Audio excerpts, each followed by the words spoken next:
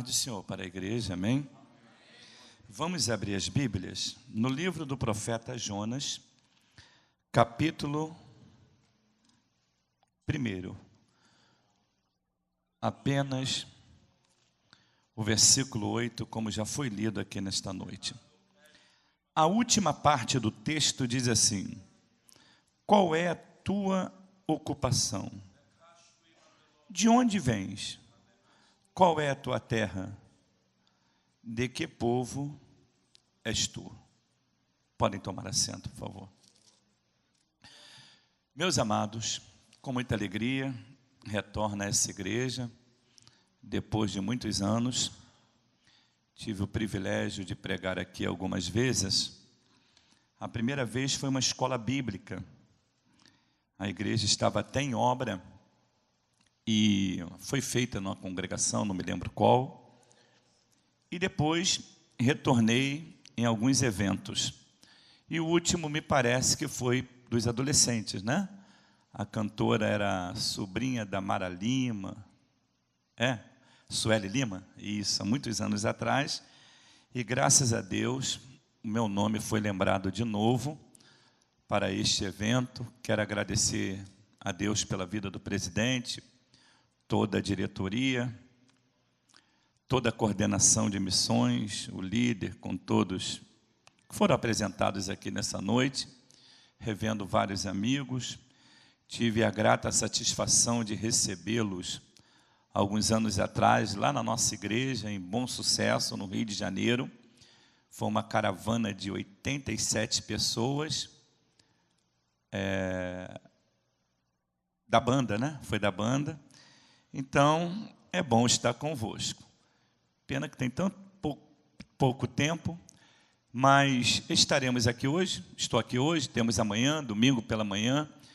Eu preparei a mensagem no tema Missões, uma obra urgente, e o que tens feito?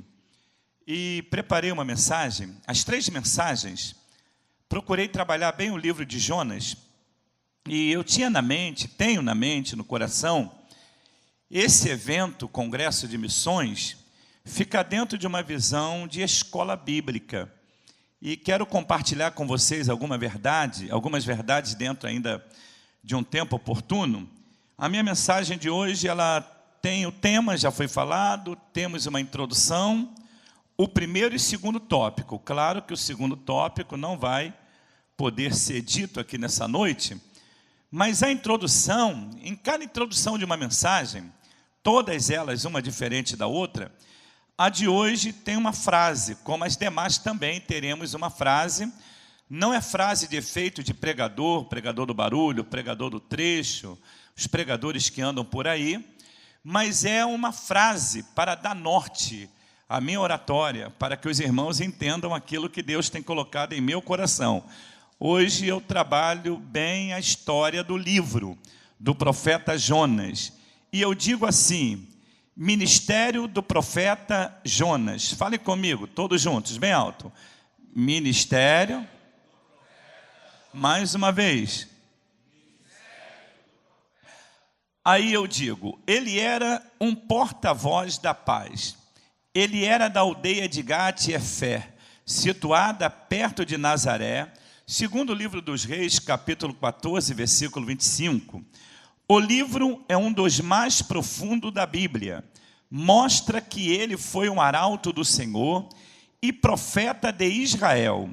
Jonas é, na realidade, considerado mais um evangelista.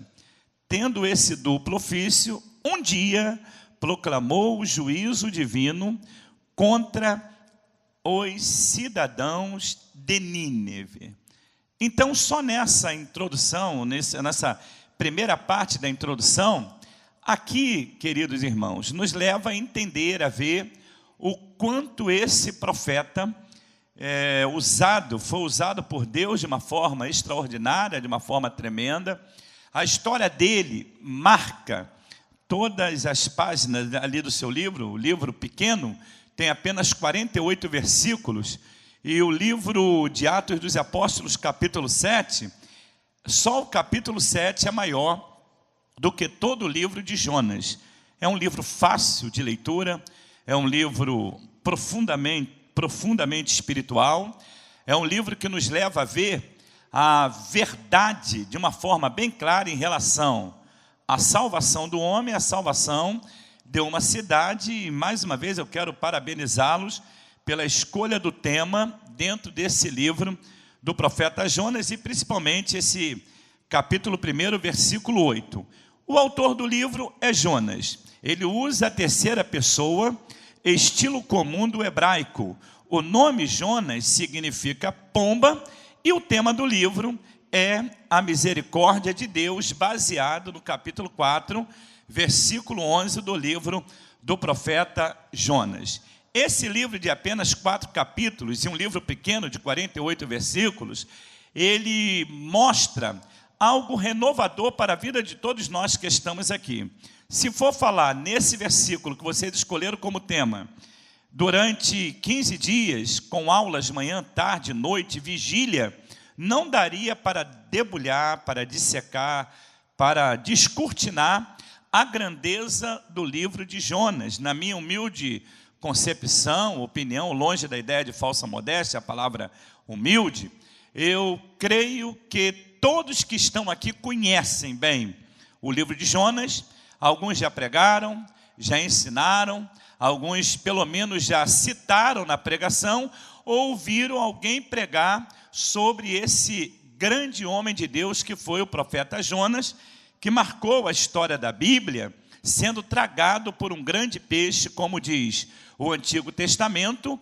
E no Novo Testamento, que nós vamos trabalhar aqui essa verdade, em Mateus capítulo 12, versículo 40, na Bíblia Revista Almeida e atualizada, e também na Bíblia NVI, na Bíblia na linguagem de hoje, na Bíblia Revista Almeida revisada, que são os melhores textos no hebraico, fala de um grande peixe. E esse homem foi tragado por esse grande peixe. Lá dentro do peixe ele clama, Deus ouve e ele vai fazer aquilo que Deus tinha colocado em seu coração. Então, o ministério desse homem é um ministério maravilhoso, porque mostra milagres, mostra o agir de Deus, mostra a vontade de Deus e mostra que ele, por fim, toma a decisão de fazer aquilo que ele foi designado por Deus.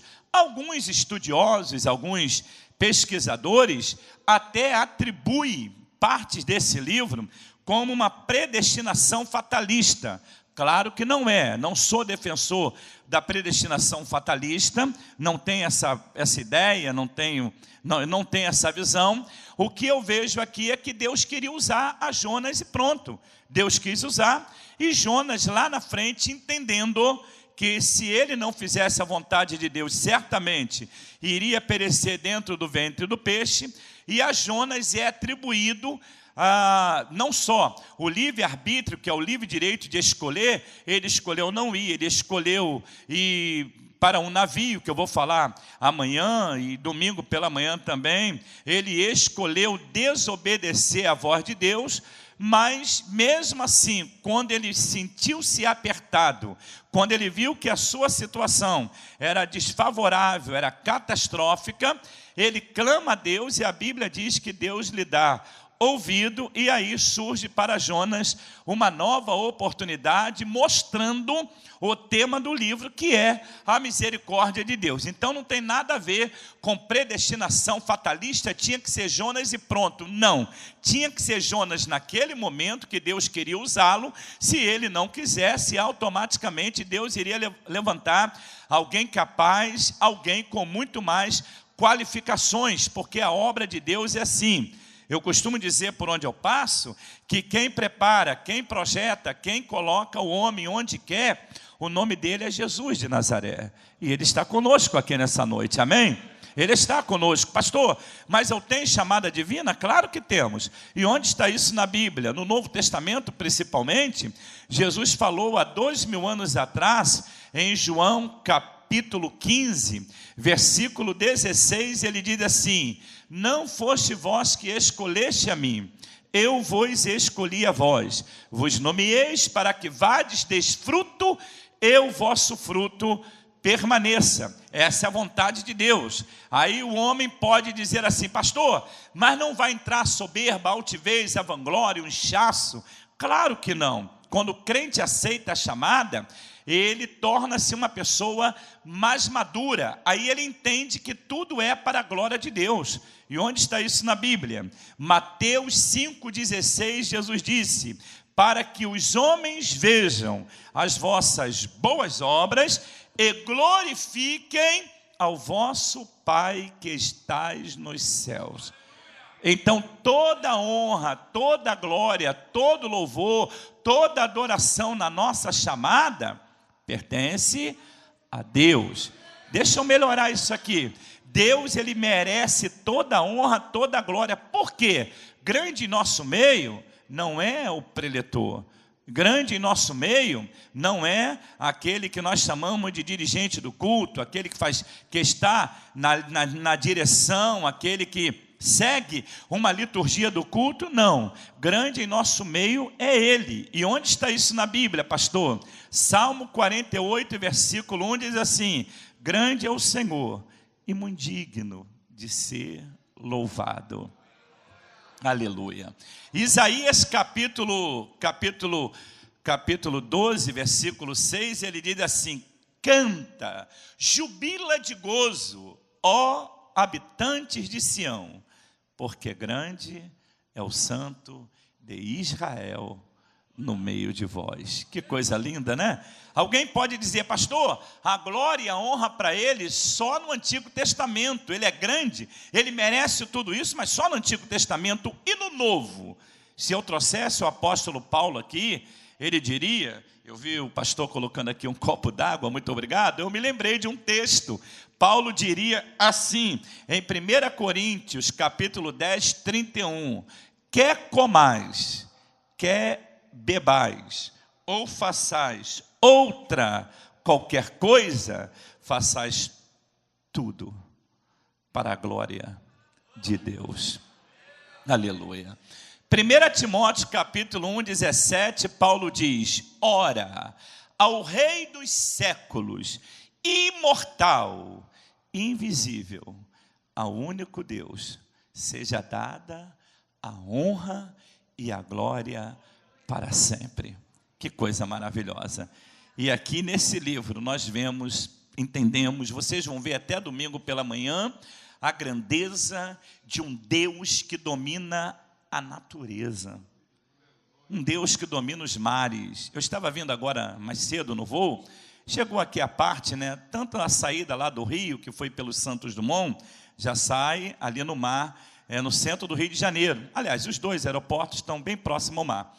Aí lá, mas chegando aqui, vi a extensão do mar, uma coisa maravilhosa, e vendo aquela coisa infinita, aquele negócio não tem fim, e pensando na grandeza desse Deus, que na história de Jonas mostra o seu poderio. Onde, pastor? Porque ele falou o peixe? Não, meu irmão. Quando Jonas se esconde no porão do navio, Deus manda uma tempestade naquele mar. O barco, o navio estava quase quebrando-se. Todos ficam apavorados. Só que eles não entendiam que aquilo ali era a soberania divina, o poderio de Deus em relação à natureza. Jonas, em rebeldia, entende que o problema era ele. Por isso que o tema do livro é a misericórdia de Deus. Ele fala para o capitão do navio: o problema sou eu. O capitão do navio, se vocês verem, eu vou comentar isso mais lá na frente, amanhã ou depois, vocês verem, tem até misericórdia de Jonas, quando Jonas não teve misericórdia de ninguém. Aí Jonas, para resolver o problema, ele disse assim: o problema sou eu, levantai-me e lançai-me ao mar. Aí ele vê, aquilo ali é uma coisa maravilhosa. Só nesse ponto dá para ficar 2 horas. Claro que eu não vou fazer isso com vocês. Só nesse ponto dá para ficar 2 horas, quando ele diz assim: levantai-me, porque ele vê lá na frente: levantai-me, lançai-me ao mar. Ora, depois que vocês fizerem o que eu estou falando, vocês vão ver, o mar se aquietará. Jonas já estava vendo o agir de Deus, Deus acalmando o mar, quando ele fosse lançado. E diz diz a Bíblia, levantaram a Jonas, lançaram Jonas no mar, e o mar se aquietou. É porque Deus tem o domínio sobre a natureza. Você pode dar um glória a Deus aqui bem alto nessa noite?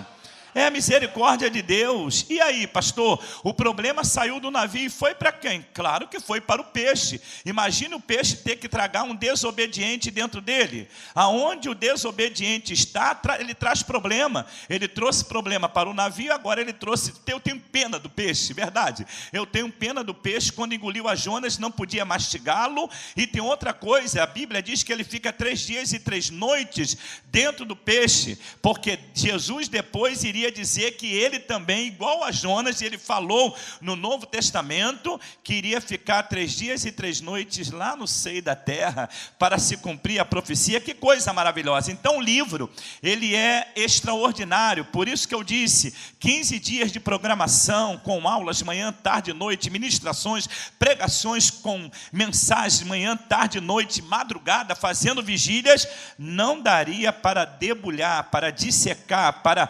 trazer à tona as verdades deste livro de apenas 48 versículos que você lê numa viagem de ônibus. Daqui para onde? Daqui para Florianópolis. Você lê, relê várias vezes esse livro tão extraordinário. Fale junto comigo o primeiro tópico e vamos parar no primeiro tópico. Fale comigo, 5 coisas, de novo, 5 coisas mais importantes do livro. Todos juntos, mais uma vez. 5 coisas mais...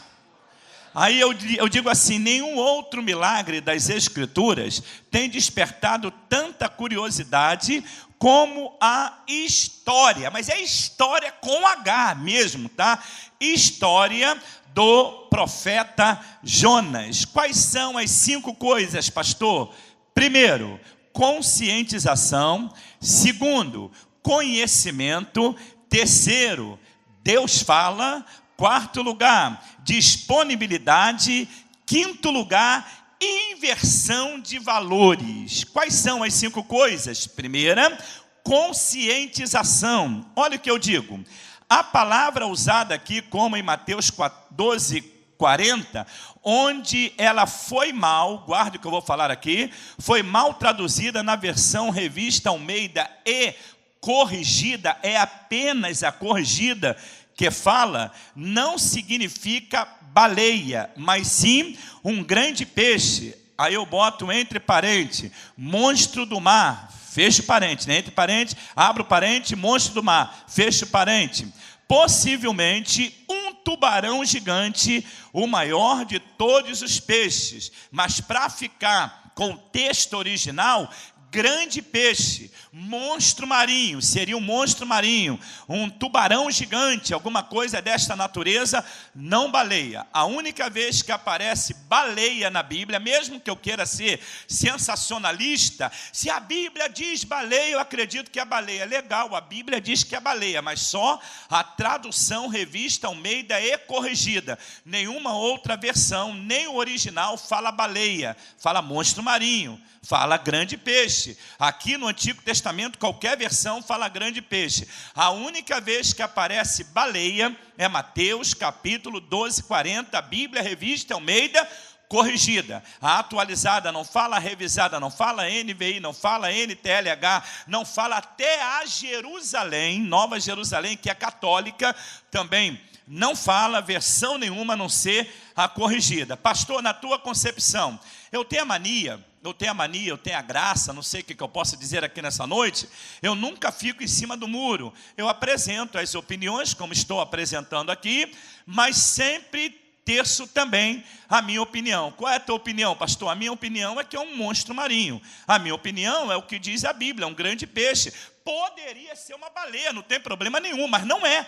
A Bíblia mostra que é um grande peixe, e a única versão que fala baleia é Mateus 12:40 na Bíblia, corrigida. É a única versão. Isso eu preciso explicar aos irmãos para que não haja contrassenso. Então, a primeira coisa do livro é a conscientização. É isso que nós estamos fazendo aqui nessa noite. Por quê? Nós vamos para a obra missionária, nós vamos fazer missões, nós vamos pregar. E quando nós pregamos, nós temos que ter o cuidado que nós falamos a superiores, falamos a pares e falamos a inferiores. A superiores, quando nós erramos, nós somos criticados. A pares tem alguns debates nessa área. Agora os inferiores vão aprender da forma que nós falamos e às vezes ensinamos errados. Aí essas pessoas vão aprender errado e vão divulgar, vão difundir, vão levar mais adiante aquilo que eles aprenderam errado de um preletor, de um pregador, de um conferencista, de um ensinador, de um mestre. Então, precisa ser abordado isso em nosso meio, porque estamos fazendo missões. E qual é a tônica da noite? Uma obra urgente. E o que tens feito? O que nós temos feito? Qual é a minha proposta em missões aqui nessa noite? A minha proposta, a minha oportunidade é pregar no tema que vocês escolheram, é falar essas verdades da forma que elas precisam serem ditas. Então, a primeira coisa mais importante do livro é a conscientização. Segunda, é a palavra conhecimento. Como é isso, conhecimento? Eu digo que o profeta orou implica vida e consciência. A oração está cheia, guarde isso aí, tá? De salmos, indicando que Jonas conhecia a palavra de Deus, capítulo 2, versículo 1. Jonas, ele era conhecedor. Não sei se eu posso falar isso aqui, lá no Rio de Janeiro eu falo, tá? Não sei aqui, mas Jonas, ele não levava a obra de Deus, a obra missionária, de orelhada. Uma coisa é ele não querer ir a Nínive, a outra coisa era ser desconhecedor daquilo que ele tinha que fazer.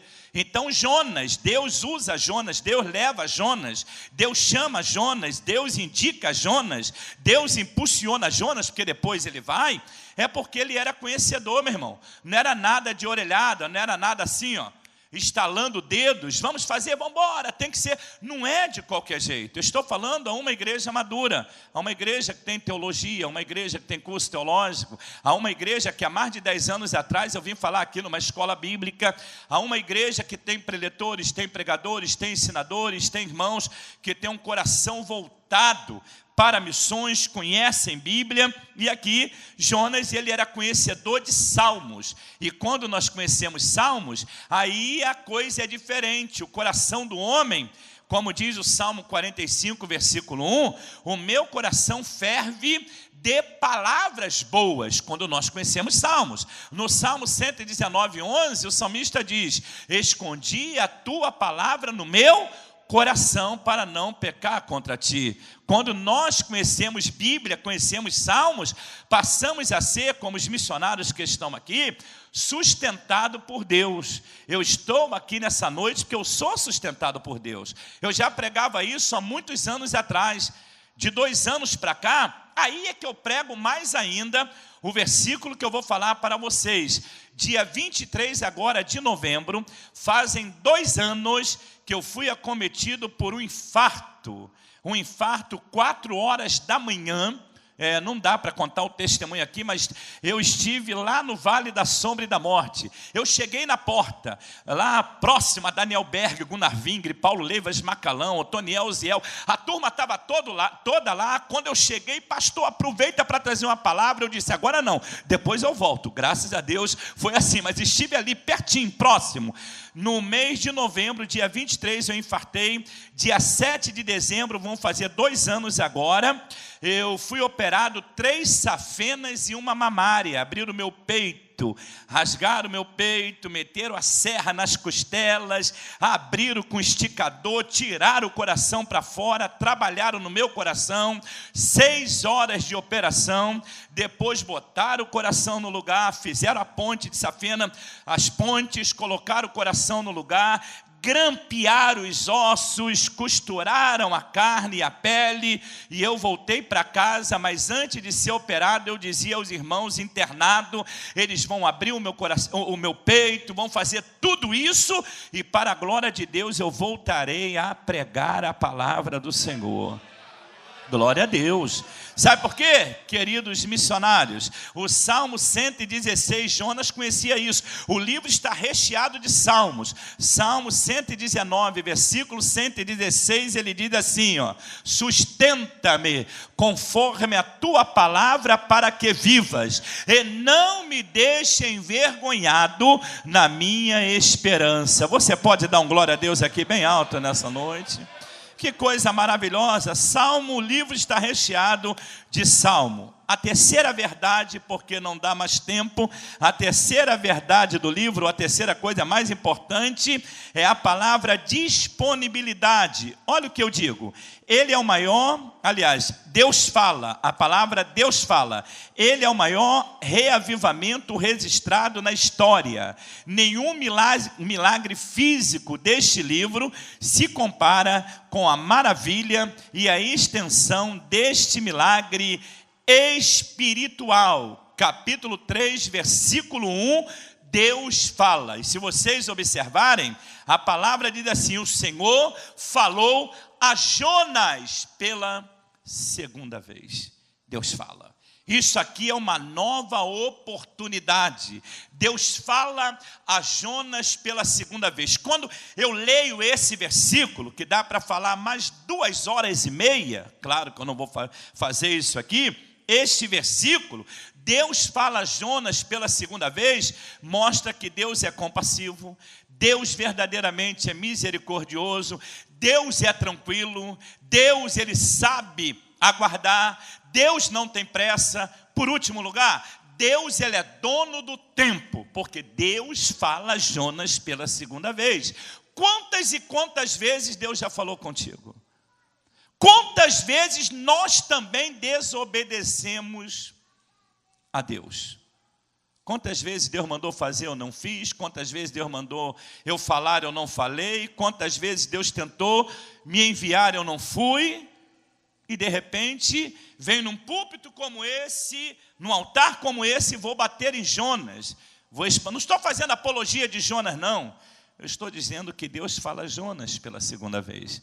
Se na primeira vez você não aceitou, Deus nessa noite está te dando uma nova oportunidade. Que coisa maravilhosa, né? Que livro extraordinário. Dá vontade de falar desse livro a noite toda. Dá vontade de falar desse livro aqui os 15 dias que eu falei a vocês. Manhã, tarde, noite e madrugada, falando da grandeza do livro. Quarto lugar, penúltimo lugar, é claro. O povo, a palavra disponibilidade. O povo de Deus hoje em dia fica mais preocupado com os benefícios materiais que nos são tão livremente concedidos por Deus, do que o destino, que é o tema de vocês, de um mundo inteiro perdido. Qual é o tema de vocês? Missões. Uma obra urgente. O que tens feito? Glória a Deus. Eu vi o nosso líder falando aqui, ó. Ele não falou na íntegra, mas ele falou bancos, cadeiras cochoadas. A do púlpito dá vontade de dormir. Mesmo não estando com sono, dá vontade de dormir. Do plenário, a mesma forma. Uma igreja de carpete, encarpetada, climatizada, como ele disse, bem iluminada, bem ornamentada, desta feita mais linda ainda, com essas bandeiras apontando para missões, falando aí do mundo, que é uma verdade. O som de frente, excelente. Retornos, tranquilo. Pregador aqui, só se ele quiser agredir mesmo o povo, né? Uá! Aqueles, receba! Só se quiser fazer isso. Fica a critério de cada um, né? Não é meu estilo. Mas tudo bem organizado, tudo bem administrado. E aí? Como tem sido a minha disponibilidade na obra, quando nós pensamos no mundo inteiro perdido? Como tem sido a minha visão de reino, a minha visão da obra de Deus? Uma obra urgente, o que eu tenho feito? Legal estar aqui reunido nos cultos, é beleza, é muito bom. Deus concedeu isso a vocês. Eu acho lindo a igreja de vocês, isso eu já falo há alguns anos, acho linda a igreja. Mas é só isso que Deus quer? Foi falado aqui que fazer missões não tem dificuldade. Pastor, não quero ir, não tem chamada, não vou. Legal, não vamos. Mas qual é a primeira visão na obra missionária? É ir. Não quero ir? Aí eu vou contribuir com os que foram. Não posso ir. Vocês sabem, é que não dá tempo. Quando Israel retornou em 1948 para a sua terra, que agora em junho maio, fizeram 70 anos. Sabe por que Israel retornou? Vou falar a vocês aqui, eles fizeram a mesma coisa que fizeram na época de Ageu, na época do Antigo Testamento. No Antigo Testamento, os que ficaram em Babilônia, prosperaram em Babilônia, investiram na vida. Está no meu livro, trouxe alguns livros ali, já aproveito para fazer minha merchandising. No meu livro, Lamento de Israel, os que prosperaram em Babilônia investiram na vida daqueles que retornaram para Jerusalém, para que a cidade novamente crescesse. Já agora, há 70 anos atrás, sabe o que os judeus fizeram? Aqueles que foram dispersos, aqueles que cresceram em outros países, aqueles que não morreram pelas mãos de Hitler, sabe o que eles fizeram? Cresceram, prosperaram, eles começaram a comprar pedacinhos de terra. Um dia, quem sabe, voltamos aqui só para falar disso. Eles foram comprando pedacinho de terra, pedacinho, os prósperos. Quando Israel recebeu o legado de retornar para a sua pátria em 1948, eles retornaram porque os próprios judeus lá em outros países compraram a terra de volta, pedacinho por pedacinho. É a forma de fazer missões. Eu não retorno, não quero mais retornar. Prosperei em outras nações, mas os meus irmãos retornarão. E eles precisam ter a terra como herança que Deus prometeu a Abraão, Isaque, a Jacó e a tantos outros. Missões, primeiro eu vou. Não dá, vou investir na vida daqueles que foram. Não tem como, não tem condições, pelo menos eu vou orar. E Deus vai abençoar para a glória do nome de Jesus. Vocês podem dizer glória a Deus aqui? Disponibilidade aqui, o mundo inteiro perdido. Eu encerro falando isso. Em último lugar, em quinto lugar, a palavra inversão de valores. Olha o que eu digo. Nos últimos versículos, a lição missionária do livro fica nitidamente traçada. As almas dos homens não valem tanto quanto uma simples aboboreira, capítulo 4, versículo 10. Aqui é uma inversão de valores. É a maior coça que eu vejo Deus dar na vida de um profeta em toda a Bíblia. Quando Jonas resiste, não quer ir, por algumas coisas que eu vou falar amanhã à noite e domingo pela manhã, vou dizer o porquê que ele não queria ir a Nínive, tirar aquela mitologia que alguns falam por aí afora. Nós vamos falar algumas verdades aqui, que ele não queria ir. Por fim, o que ele faz? Ele vai, ele prega, e tudo aquilo que ele imaginava, que eu não vou falar aqui nessa noite, tá? Deixa para depois, que ele imaginava que iria acontecer, ele vai desolado, sobe lá a um local e fica desolado num calor tremendo. Deus faz nascer uma aboboreira. Essa aboboreira traz sombra para ele, mas Deus manda um bichinho lá na raiz da aboboreira, mata aquela aboboreira, seca aquela aboboreira, e Jonas fica atribulado com a aboboreira, que agora acaba, perece. Aí Deus fala, é um livro que começa, vê o primeiro versículo, Deus falando, e é um livro que termina também, o último versículo é Deus falando. Deus começa a falar no primeiro, e no 48º versículo, Deus continua falando. Que coisa linda é esse livro de Jonas. Debulhar esse livro é algo maravilhoso. Quando Deus ele fala assim para Jonas: tu tiveste misericórdia de uma aboboreira que nasceu hoje e hoje morre. Não teria eu, porque às vezes eu quero ser o dono de tudo, o dono da verdade, o dono da razão, e não dou lugar a Deus de ser o dono de todas as coisas. Aí Deus fala para Jonas: não teria eu também misericórdia de 120 mil habitantes de Nínive, que não sabe discernir da mão direita para a mão esquerda. Pastor, havia 120 mil habitantes? Não, vocês vão ver pregadores pregando aí, 120 mil habitantes. Não eram 120 mil habitantes o montante. Ele fala 120 mil que não sabe o que é mão direita, o que é mão esquerda. Joséfo, historiador hebreu, contemporâneo de Cristo, ele fala que eram crianças de 4 anos para baixo, que não sabe o que é mão direita, o que é mão esquerda. Quer ver? Levante a mão direita aqui nessa noite, vocês. Todos vocês sabem o que é mão direita. Agora a mão esquerda, levantem. Todos vocês sabem o que é. Aquilo ali eram crianças de 4 anos para baixo. A cidade de Nínive é a cidade mais antiga do mundo. Havia naquela época cerca de 600 mil habitantes. Agora, crianças de 4 anos para baixo, ninguém gosta de mexer nisso, porque não querem também estudar sobre isso.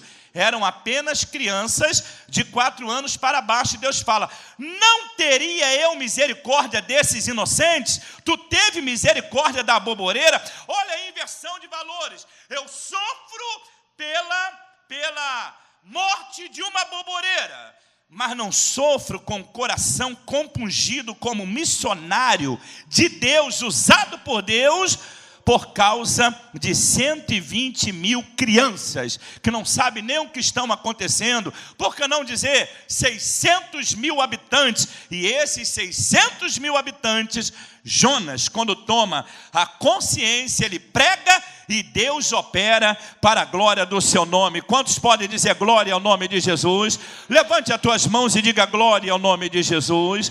Fale comigo: no meu ministério, na minha vida, na minha caminhada, nunca mais inversão de valores. Fale: no meu ministério, na minha chamada para a obra de Deus, estarei visando única e exclusivamente a vontade divina. Eu vi vocês aplaudindo no louvor. Pode aplaudir na palavra?